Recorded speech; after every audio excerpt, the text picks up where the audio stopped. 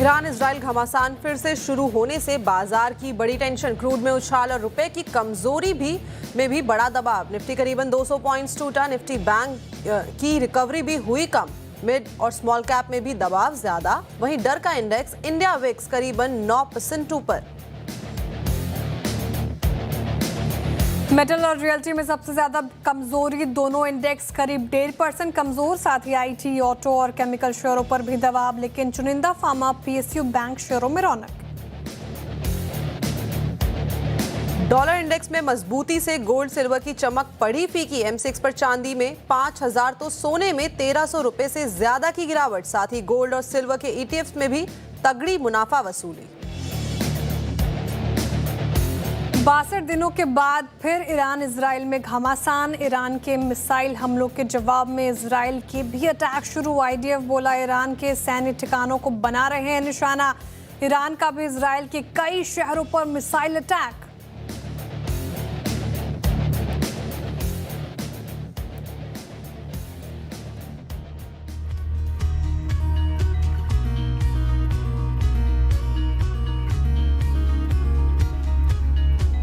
नमस्कार, CNBC आवाज Motilal Oswal studios में आप सभी का स्वागत है। मैं हूं आपके साथ कंचन नौटियाल, मेरे साथ है श्रेया ठाकुर और आज के मार्केट एक्सपर्ट प्रकाश काबा सर।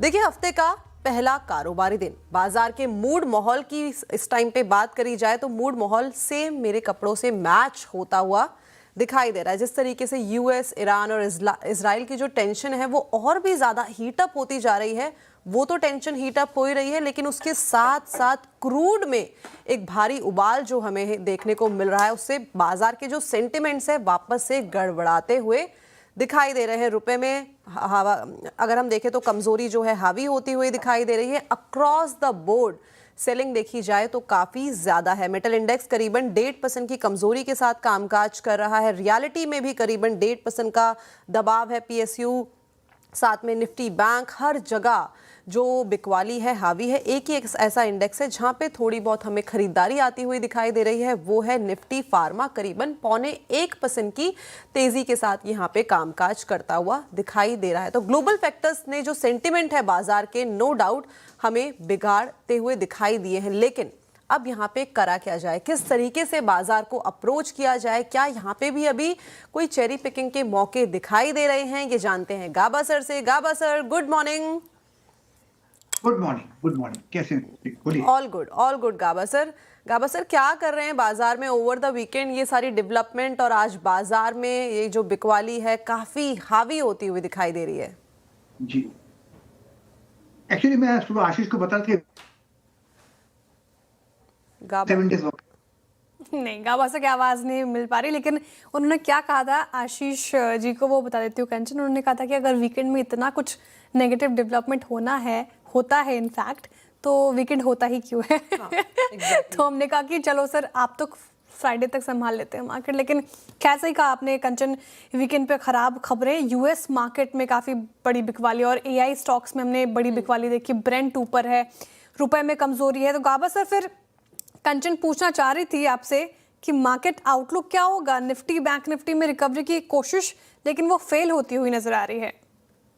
मेरे ख्याल से रिकवरी होगी, क्योंकि गैप डाउन खुला है। ये थोड़ा अननेसेसरी गैप डाउन था, इसलिए जो लो लेवल से अप मूव मिला है शायद यहाँ पर सस्टेन के लिए इंपॉर्टेंट लेवल है आज का ओपन। निफ्टी के फ्यूचर की बात करता हूं तो 23,200 एक क्रूशियल सपोर्ट है।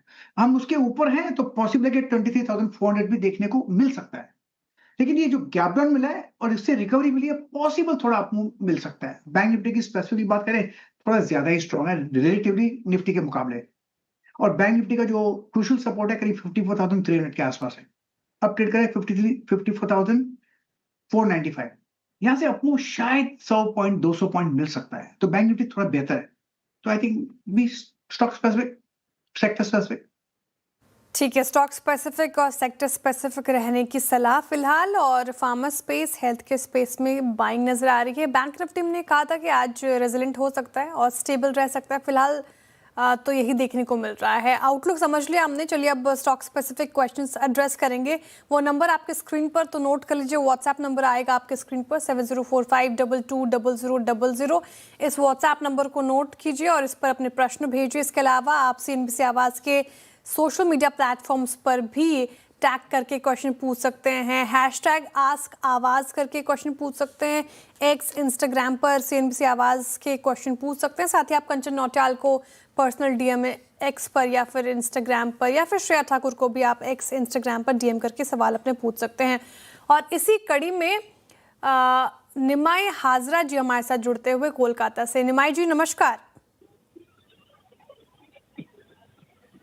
सर क्या सुन पा रहे हैं आप मुझे? जी प्रश्न पूछे अपना। हाँ, मेरा वो फोर्स मोटर है 10 शेयर है, वो 2000 के आसपास। ओहो, क्या पूछना चाह रहे हैं सर फिर? हाँ, वो तो अभी तो मार्केट नीचे है और मतलब फोर्स भी तो नीचे आ रहा है, तो उसको क्या करना है? अभी बेचना है या होल्ड करके रखना? ठीक है। फोर्स मोटर बहुत लॉस हो रहा है गाबा सर, इनको 20,853 इनकी खरीद है, 18,023 पे कर रहे हैं कामकाज और 2,830 रुपए प्रति शेयर का लॉस झेल रहे हैं, तो लॉस बड़ा हो गया है। बीच में हमने फोर्स मोटर देखा था गाबा सर चलते हुए एकदम से अच्छी तेजी के साथ कामकाज कर रहा था, लेकिन ये चार्ट्स पे कमजोर क्यों हो गया है? पिछले एक महीने में 14% की करीब गिरावट, लेकिन पिछला साल गाबा सर 12 महीने का चार्ट रखिएगा एक बार फोर्स मोटर का, क्योंकि वो भी दर्शकों को दिखाना, 48% से ज्यादा के रिटर्न दिए थे फोर्स मोटर्स ने। अब इनका लॉस बढ़ा है, क्या स्ट्रैटेजी? एक्चुअली फोर्स मोटर बहुत दौड़ा है, ब्रेकआउट मिला था करीब 9,000, 8,000, 9,000 के आसपास, उसके बाद 25,000 भी चला है। इतना एक्सपेंशन हो गया कि एक प्रॉफिट बुकिंग आती है, अब प्रॉफिट बुकिंग मोड पर है। इनका नजरिया क्या मुझे पता नहीं, अगर इनका नजरिया लॉन्ग टर्म का है फिर घबराने की बात नहीं, लो लेवल देखने को मिल सकते हैं। 15,000 में बहुत ही स्ट्रॉन्ग सपोर्ट जोन है, मैं एक बार भी नहीं कहता कि 15,000 आएगा। शॉर्ट टर्म में थोड़ी डिप पॉसिबल है, लेकिन ये स्टॉक लॉन्ग टर्म का घोड़ा है, इसमें ट्रेडिंग करना नहीं चाहिए और वॉल्यूम्स भी कम होते हैं, जॉबिंग डिफरेंस भी ज्यादा होता है, तो बाय एंड होल्ड स्टॉक है। लेकिन शॉर्ट टर्म में थोड़ी वीकनेस आ सकती है, इन्होंने गलत जगह पे लिया, अदरवाइज स्टॉक कंपनी अच्छी है। ओके, कंपनी अच्छी है और लॉन्ग टर्म पर्सपेक्टिव से आप इसे अपने पोर्टफोलियो में रख सकते हैं। ट्रेडिंग के पर्सपेक्टिव से इस टाइम पे ज़्यादा ल्यूक्रेटिव दिखाई नहीं दे रहा है, लेकिन ऑल्दो कंपनी अच्छी दिखाई दे रही है। चलिए आगे बढ़ा जाए। दिल्ली से अक्षय जी हमारे साथ जुड़े हैं। Akshay ji good morning. Good morning ma'am, how are you? जी आई एम गुड, आप बताइए। बढ़िया मैम। जी आपका सवाल। मैम मैंने ना फ्यूचर लिया हुआ है हिंडाल्को का, 11.50 की कॉल है। तो अब वो जो मेरी बाइंग है वो 24.09 पे है, तो अब इसमें फ्यूचर में क्या करके चलना है मैम? ओके, हिंडाल्को अगर आज हम देखेंगे तो आज यहाँ पे एक कमजोरी जो है डेफिनेटली देखने को मिल रही है, करीबन 2% की गिरावट यहाँ पे। इनफैक्ट पूरा ही मेटल जो पैक है यहाँ पे दबाव के साथ कामकाज कर रहा है और इसका पूरा इन्फ्लुएंस हमें ग्लोबल मार्केट से भी आता हुआ दिखाई देता है। गाबा सर क्या करा जाए? यहाँ पे इन्होंने 11.50 की कॉल ली है और जो प्राइस है वो है 24.09, जून की एक्सपायरी है। इन्होंने गलत जगह पे लिया और काफी होल्ड किया, होल्डिंग से ऑप्शन में लॉस होता है, इसलिए मैं होता तो इस वक्त निकल जाता। आई वुड नॉट होप, क्योंकि मुझे स्ट्रक्चरली वीक लगता है, अगर अप मूव मिलेगा भी तो कॉस्ट आना बहुत डिफिकल्ट है। I would exit. Hindalco exit की राय है फिलहाल और प्रेशर है काउंटर में। आगे बढ़ते हैं और सुशील कुमार जी जुड़ते हुए लखनऊ से। सुशील जी नमस्कार। Good morning ma'am. Good morning Baba sir. Good morning. सुन पा रहे हैं वो आपको। सवाल सर आपका। जियो फाइनेंस 200 शेयर 249 एंड भेल 160 शेयर 348 शेयर। क्या पूछना चाह रहे हैं सर? लंबी अवधि का नजरिया है, छोटी अवधि का नजरिया है? मैडम 6 से 8 महीने जो है, 6 to 8 मंथ। ठीक है, तो शुरुआत कर लेते हैं जियो फाइनेंस के साथ। जियो फाइनेंशियल सर्विसेज पे राय लूँ उससे पहले डिस्क्लेमर प्लेट हमारी स्क्रीन पर। जियो फाइनेंशियल हमारे पेरेंट कंपनी से एसोसिएटेड है, तो कोई भी खरीद फरोख्त करनी हो तो अपने पर्सनल फाइनेंशियल एडवाइजर की सलाह भी ले लें। जियो फाइनेंशियल 234 पर कर रहा है कामकाज और इन्होंने अपनी खरीद बताई 249 की, तो थोड़ा लॉस झेल रहे हैं ये। पेडिग्री अच्छी है गाबा सर, लेकिन काउंटर उतना अच्छा रिटर्न नहीं दे रहा है। एक महीने में 7% की करीब गिरावट, 6 महीने में 22% का नेगेटिव रिटर्न दिया है। क्या किया जाए? मुनाफा बढ़ेगा इनका नजरिया 6 से 8 महीने का है। इन्होंने लिया है थोड़ी गलत जगह पर, लेकिन स्ट्रक्चरली लोअर लेवल पे सपोर्ट है, जहां पर है यहाँ पर सपोर्ट जोन है, ज्यादा गिरावट नजर नहीं आती मुझे। लेकिन ये स्टॉक बाय एंड होल्ड है, ट्रेडिंग के लायक नहीं लगता, तो मेरे ख्याल से इनको होल्ड करना चाहिए। लॉन्ग टर्म के लिए मुनाफा मिलेगा, मैटर ऑफ टाइम, क्योंकि पेडिग्री अच्छी है। बिल्कुल ठीक है, होल्ड कर सकते हैं। जियो फाइनेंशियल यहाँ पर होल्ड किया जा सकता है, लेकिन ध्यान रखिए ये लॉन्ग टर्म पर्सपेक्टिव से आपको राय बताई जा रही है। दूसरा सवाल है गाबा सर BHEL पर, यानी कि भेल पर, और ये पूरा स्पेस फोकस में रहा है। BHEL ने पिछले 6 महीने में 42-43% का रिटर्न दिया है। अब ये प्रॉफिट में है क्योंकि 348 इनकी खरीद है, 385 पर कर रहा है कामकाज, तो थोड़ा प्रॉफिट हो रहा है। प्रॉफिट यहाँ से और बढ़ेगा, यहाँ पर भी नजरिया 8 महीने का है इनका। मेरे ख्याल से ये थोड़ा ज्यादा ही स्ट्रेच हो गया on higher time frame basis पे। BHEL 400 क्या 410 चला गया था मेरे ख्याल से, वहां पर एक सेल सिग्नल आया था, exhaustion, not sell signal, exhaustion. तो शॉर्ट टर्म में थोड़ी वीकनेस है। इनका नजरिया क्या है मुझे पता नहीं, अगर शॉर्ट टर्म में नजरिया टेक द मनी, महीने का नजरिया है सर, 8 महीने का नजरिया है, तो शॉर्ट टर्म ही मान लीजिए। फिर 8 महीने की नजरिए से क्या किया जाए? आई वुड टेक द, मैं पैसा निकाल लेता, बिल्कुल I would take the money out. अगर लो लेवल में मौका मिलता है फिर अराउंड 350 या 340 तो री एंटर करता, अदरवाइज आई एग्जिट। ओके, 340 350 पे मौका मिलता है तो आप एंटर कर सकते हैं, अदरवाइज यहाँ पे अपनी एग्जिट की पोजीशन बना के चल सकते हैं। अगले दर्शक कपिल जी हमारे साथ जुड़े हैं। Kapil ji good morning. Good morning ma'am. जी बताइए क्या गुड सवाल? Morning sir. जी सुन पा रहे हैं गाबा सर। मैम एक्चुअली मेरे पास है इरिडा के है 1500 शेयर, 150 पे बाइंग है, क्या करना चाहिए मैम सर बताइए ना। 150 की बाइंग है और 1500 शेयर्स हैं आपके पास इरेडा के, ठीक है। इस टाइम पे आपका दूसरा सवाल भी आया था, एक्चुअली वो मेरे पास सवाल है। मैं एक बार इरेडा का चार्ट भी देख लेती हूँ कि इस टाइम पे कहाँ पे कारोबार कर रहा है। आज करीबन 0.25% की गिरावट यहाँ पे देखने को मिल रही है। 121 पे ये कारोबार कर रहा है और 150 पे आपने खरीदारी की है। नो डाउट पिछले 1 साल में लगातार यहाँ पे हमें गिरावट का सिलसिला जो है वो देखने को मिला है। गाबा सर क्या करा जाए? 150 की बाइंग और 121 पे कारोबार करा है। 2 लॉस यहाँ पे कम है, लेकिन स्ट्रक्चरली काफी लंबे टाइम से वीकर साइड में है, काफी वीक है, टेक्निकल स्ट्रक्चर वीक है। अगर होल्ड करने को कहूंगा तो होप ट्रेड रहेगा, और होप मार्केट में नहीं चलता, लाइफ में चलता है। तो I think I would exit. Okay, IRDA exit करने की राय फिलहाल यहाँ पर। अगले कॉलर की तरफ चले। अमराजा पे सवाल है ना अगले कॉलर का हमारे? नहीं, पाइन लैब्स के ठीक है ठीक है। ओके कंचन, शुक्रिया। अच्छा, सुरजीत जी हमारे साथ जुड़ रहे हैं नवी मुंबई से। सुरजीत जी नमस्कार। Good morning ma'am. Good morning गावा सर। गुड मेरे मॉर्निंग। पास फाइन लैब्स है 500 share at the rate of 196, और मेरा इसमें शॉर्ट टर्म पर्सपेक्टिव है, तो इसमें क्या करना चाहिए? मतलब 3 से 6 महीने मानो शॉर्ट टर्म? हाँ बस उतना ही। ठीक है। गाबा सर न्यूली लिस्टेड स्टॉक है, नवंबर में लिस्ट हुआ था पाइन लैब, और लिस्टिंग की बात करें तो इशू प्राइस 221 था और 242 पे लिस्ट हुआ, तो ठीक ठाक ही लिस्टिंग हुई थी, कुछ खास नहीं। लेकिन जितना भी चार्ट्स अवेलेबल है गाबा से देख के बताइए शॉर्ट टर्म नजरिया क्या लग रहा है? लॉस झेल रहे हैं 54 रुपए प्रति शेयर का। लिस्टिंग के बाद जिसने भी खरीदा आज लॉस में बैठे हैं, दुखी है बेचारे। तो एक मौका मिले तो वो निकलेंगे। तो अपर साइड रेजिस्टेंस बहुत है, टेक्निकल स्ट्रक्चर वीक है, और मैं होता तो मैं निकल जाता इसमें। जरूरी नहीं कि होल्ड करना। Stay invested in strong stock, not weak stock. ये टेक्निकल स्ट्रक्चर वीक है पाइन लैब्स। तो ये थी राय पाइन लैब्स पे, और ये आज फोकस में भी जो है बना हुआ है। सिटी की यहाँ पे रिपोर्ट भी आई है, तो उस लिहाज से भी फोकस में बना हुआ है, लेकिन इस टाइम पे एग्जिट की सलाह है इस काउंटर से। आगे बढ़ा जाए, और जो अगले दर्शक हैं गुरुग्राम से कुलवंत जी हमारे साथ जुड़े हैं। कुलवंत जी गुड मॉर्निंग। कुलवंत जी आवाज आ रही है आपको? चलिए कोई बात नहीं, सवाल मैं ले लेती हूँ। गाबा सर इनका सवाल है टीसीएस के ऊपर। 100 शेयर्स है पोर्टफोलियो में, और जो बाइंग प्राइस है टीसीएस का वो है 4000 रुपये। पैसा हो गया यहाँ पे आधा। आईटी पैक तो पिछले कुछ टाइम से हम देख ही रहे हैं कि काफ़ी समस्या से जो है जूझता हुआ दिखाई दे रहा है। ओवर द 1 ईयर अगर देखा जाए तो करीबन 40% की गिरावट यहाँ पे भी देखने को मिली है। तो आई एज्यूम 1-1.5 साल पहले ही इन्होंने ये जो काउंटर है वो लिया होगा, लेकिन इस साल ईयर टू डेट का चार्ट देखें तो वहाँ पे जो गिरावट है वो काफ़ी ज़्यादा हावी होती हुई दिखाई दी है। गाबा सर क्या करा जाए? पैसा आधा हो गया, और आई एज्यूम यहाँ पे अगेन कि स्टॉप लॉस लगाया नहीं था। काफी गिरावट है, करीब बहुत गिरावट है इसमें। तो अब तक मुझे होप नजर नहीं आता कैसे करेंगे इसका। टीसीएस में और भी लो लेवल देखने को मिल सकते हैं। मेरे ख्याल से आईटी क्षेत्र में वीकनेस है बहुत। एक कॉल इनको लेना पड़ेगा, लेकिन है काफी वीकनेस। अब तक कहीं पर भी स्ट्रेंथ नजर नहीं आती। एक पॉसिबिलिटी जगह है जहां पर शायद एक ट्रेड बन जाए, वो है 2000। अब 2172 पे चल रहा है। 2000 इसलिए बोल रहा हूं क्योंकि वो साइकोलॉजिकल सपोर्ट है और कुछ नहीं, अदरवाइज टेक्निकली वीक है। पूरा आईटी जी ठीक है।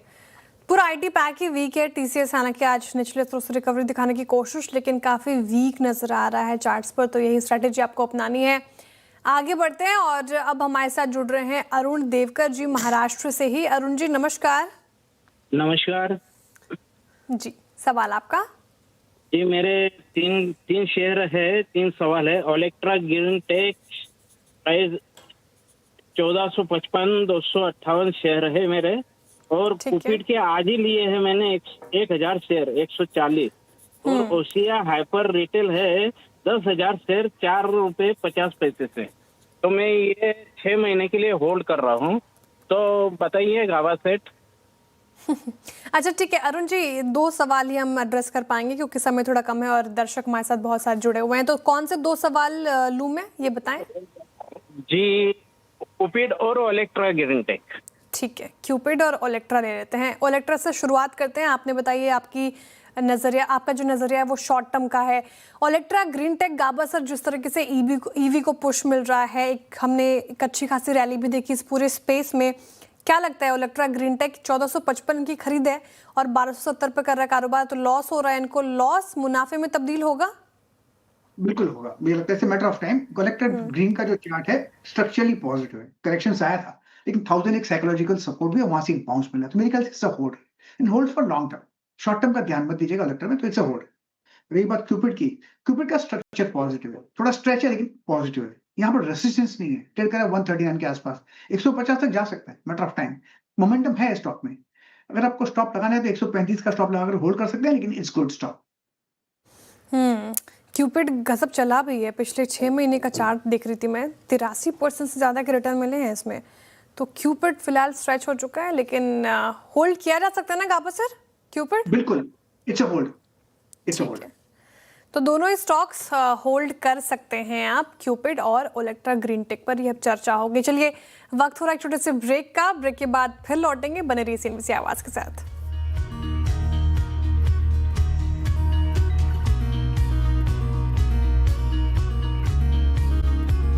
तो चलिए एक बार फिर से स्वागत है आप सभी का ट्रेडर्स हॉटलाइन पर। अब काफ़ी सारे सवाल हमारे सोशल मीडिया प्लेटफॉर्म पे भी आ गए हैं, तो एक बार उनको भी एड्रेस कर लिया जाए। अमित जी का सवाल आया है गाबत सर HCL टेक के ऊपर। इनके पास 10,000 शेयर्स हैं HCL टेक के, और जो बाइंग प्राइस है इनका वो है 1729 रुपीज़। काफ़ी भारी गिरावट हमें यहाँ पे भी आती हुई दिखाई दी है। सेम एज TCS की बात करी जाए तो वहाँ पे भी सेम सिनेरियो था, और यहाँ पे भी सिनेरियो सेम ही देखने को मिल रहा है। ईयर टू डेट में गिरावट काफ़ी हावी, क्या करा जाए? है तो वीक चार्ट स्ट्रक्चर। इनफैक्ट जब 1400 टूटा HCL टेक में, उसमें एक क्रूसिफिकेशन आ गया, मतलब टर्न हो गया कि अब मैं ऊपर नहीं जाऊंगा, I am turning down only. अब तक बाय सिग्नल जनरेटिंग है, नहीं आया। अब जो रिसेंट लो देखा हमने 1100 का, अगर वहां पर संभल जाता है तो ठीक है, अगर नहीं संभलता तो फिर अच्छा यहाँ पर संभल जाता तो 1400 में फिर एक रेजिस्टेंस आएगा। अगर यहाँ पर नहीं संभलता है, पॉसिबल है कि 1000 भी आ सकता है। तो it's a very tough game, tough call. IT क्षेत्र वीक है, अपमूव मिलता है तो होप कीजिए, अपमूव का एडवांटेज लेकर निकल जाना चाहिए HCL टेक, क्योंकि ऑन द वे अब बहुत ही रेजिस्टेंस है बिटवीन 1400, 1600, 1800। इनकी कॉस्ट तो बहुत हाई है HCL tech. Sell and rise की स्ट्रैटेजी अपनाइए, जहाँ भी लॉस थोड़ा कम हो वहाँ पे निकलने की सोचिए। काफ़ी वीक है IT स्पेस। कुछ और क्वेरीज एड्रेस करते हैं। सुमित पांडे जी ने अपना प्रश्न पूछा है टाटा मोटर्स कमर्शियल व्हीकल पर, और इनकी जो बाइंग प्राइस है वो 140 के रखिएगा चार्ट एक बार स्क्रीन पर। टाटा मोटर्स कमर्शियल व्हीकल 140 इनकी बाइंग प्राइस है, तो अच्छे प्रॉफिट में है, 100 क्वांटिटी है। गाबा से पूछ रहे हैं कि लॉन्ग टर्म में क्या किया जाए, होल्ड कर सकते हैं इसको? बिल्कुल करना भी चाहिए, इतनी अच्छी पेडिग्री हो, कमर्शियल स्पेस में हो और कॉस्ट के ऊपर भी है, डरने की बात नहीं, बिल्कुल नहीं। मेरे ख्याल से होल्ड के लायक है। इनकी कॉस्ट भी बहुत कम है, लेकिन उनको मेरे ख्याल से स्प्लिट के बाद उन्होंने जो कॉर्पोरेट एक्शन है उसके बाद मिला है। अगर इनको स्टॉप लॉस चाहिए मैं दे देता हूँ, वो आज ऑल टाइम लो है करीब 306। 300 टूट जाता है तो exit, otherwise continue holding it, क्या फर्क पड़ता है।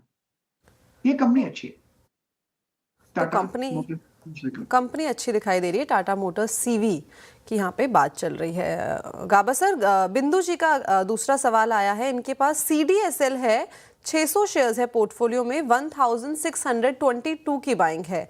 नो डाउट यहाँ पे भी काफ़ी जो वॉलेटिलिटी है हमें देखने को मिली है। मार्केट का जो इनहेरिटेंस है यहाँ पे हमें सीधा सीधा आता हुआ दिखाई देता है और वही रीज़न है आज भी इसमें करीबन 1.25% की हम बोल सकते हैं गिरावट दिखाई दे रही है। अब क्या करा जाए? ये स्टॉक मेरे पास बीएसई में लिस्टेड नहीं है तो मुझे चार्ट नहीं मिलता। एनीवे सीडीएसएल का basically long term is a good. एक कंपनी ऐसे सेक्टर में कोई प्रॉफिट करे या नुकसान करे, ये तो पैसे बनाएंगे सीडीएसएल। कैपिटल मार्केट स्पेस का ये स्टॉक जहाँ पर लॉन्ग टर्म पर्सपेक्टिव से सभी ऑलमोस्ट अगर बात करें तो पॉजिटिव ही रहते तो होल्ड किया जा सकता है। अगला जो प्रश्न आया है गाबा सर वो पर्व अग्रवाल जी का आया है और वो HFCL पे पूछ रहे हैं। HFCL इनकी जो खरीद है वो 199 की है, 177 पे कर रहा है कारोबार। HFCL रखिएगा स्क्रीन पर। और HFCL मतलब लॉस झेल रहे हैं ये।